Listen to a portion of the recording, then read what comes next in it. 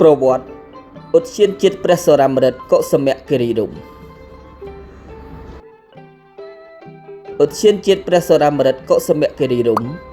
ដែលគ្រប់គ្នាស្គាល់ថាជាឧទ្យានគិរីរម្យជាឧទ្យានជាតិនៃព្រះរាជាណាចក្រកម្ពុជាដែលស្ថិតនៅចម្ងាយ112គីឡូម៉ែត្រពីរាជធានីភ្នំពេញ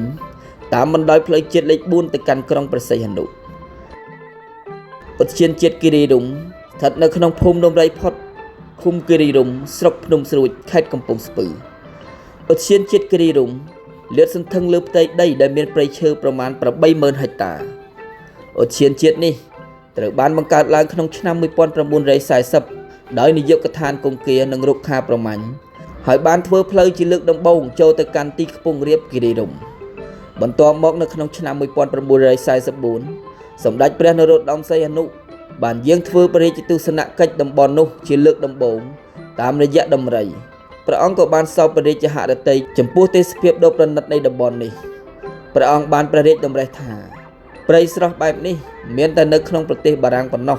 មិននឹកស្មានថាព្រៃស្រស់មាននៅក្នុងប្រទេសកម្ពុជាយើងឡើយនៅពេលនោះព្រះអង្គព្រះរាជានុញ្ញាតឲ្យអ្នកជំនាញបច្ចេកទេសសិក្សានិងកំណត់ឈ្មោះតំបន់នេះថាខ្ពង់រាបគិរីរម្យព្រះរាជក្រមលេខ129 លរចុះថ្ងៃទី17 មេសាឆ្នាំ1944នៅក្នុងឆ្នាំនោះមានអ្នកវិទ្យាសាស្ត្រក៏ដូចជាក្រុមភូមិសាស្ត្របសុព្យាបាលនិងក្រុមភូមិសាស្ត្រ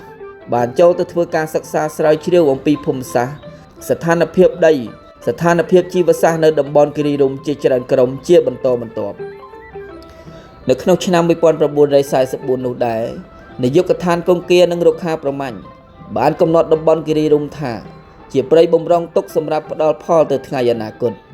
ចាប់ពីថ្ងៃទី22ដល់ថ្ងៃទី28ខែមករាឆ្នាំ1945សម្ដេចព្រះនរោត្តមសីហនុ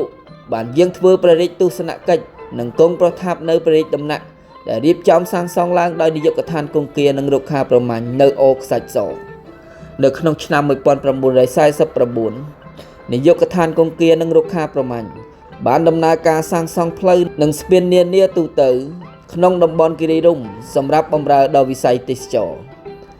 នៅចុងឆ្នាំ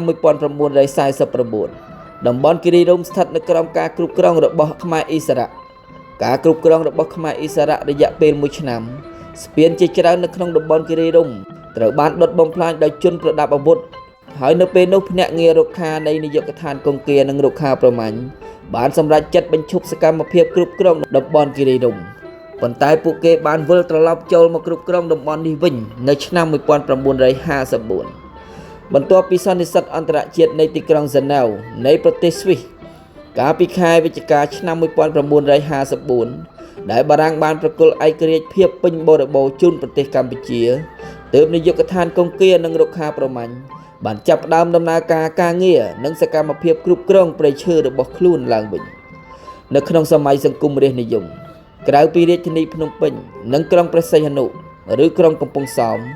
រដ្ឋាភិបាលសម័យនោះបានបង្កើតជាក្រុងថ្មីមួយចំនួនច្រើនទៀតដូចជាក្រុងអង្គរក្រុងកែបក្រុងបូកគោក្រុងប៉ៃលិន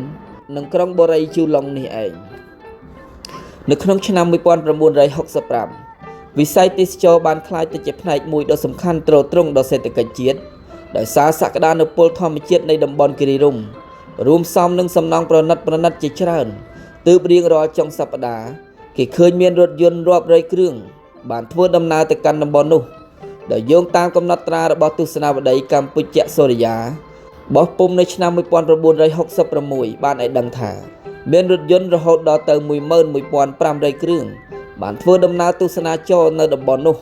ដោយរួមទាំងដំណើរទស្សនកិច្ចរបស់គណៈប្រតិភូប្រទេសជាផ្លូវរដ្ឋផងដូចជាប្រធានាធិបតីចិនលោកលាវចៅជីលោកប្រធានាធិបតីឥណ្ឌូនេស៊ី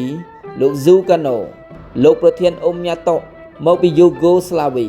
លោកសេនាប្រមុខចេនយីមកពីប្រទេសចិនលក្ខនឹងលក្ខប្រតិភូឥស្សរជនទាំងនេះសុទ្ធតែត្រូវបានអញ្ជើញដោយសម្ដេចព្រះនរោត្តមសីហនុដើម្បីធ្វើដំណើរទស្សនាចរនៅតំបន់គិរីរម្យនៅក្នុងបរិវេណឧទ្យានជាតិគិរីរម្យឬក្រុងជូឡុងនេះក៏មានចំការផ្កាជាច្រើនហិកតាដូចជាផ្កាអ័រគីដេមានវិរិយអគ្គិសនីមានកន្លែងតាំងពិព័រណ៍សម្រាប់កងយុទ្ធពលខេមរៈភូមិន្ទមានរោងចក្រចំនួន3និងមានប្រលានយន្តហោះដែលអាចឲ្យឧទ្ធម្ភាគចក្រចុះចតបានស្ ស្ថិតនៅជិតអតីតព្រះរាជដំណាក់ដែលត្រូវបានគេកសាងឡើងនៅក្នុងរវាងឆ្នាំ1962និងឆ្នាំ1965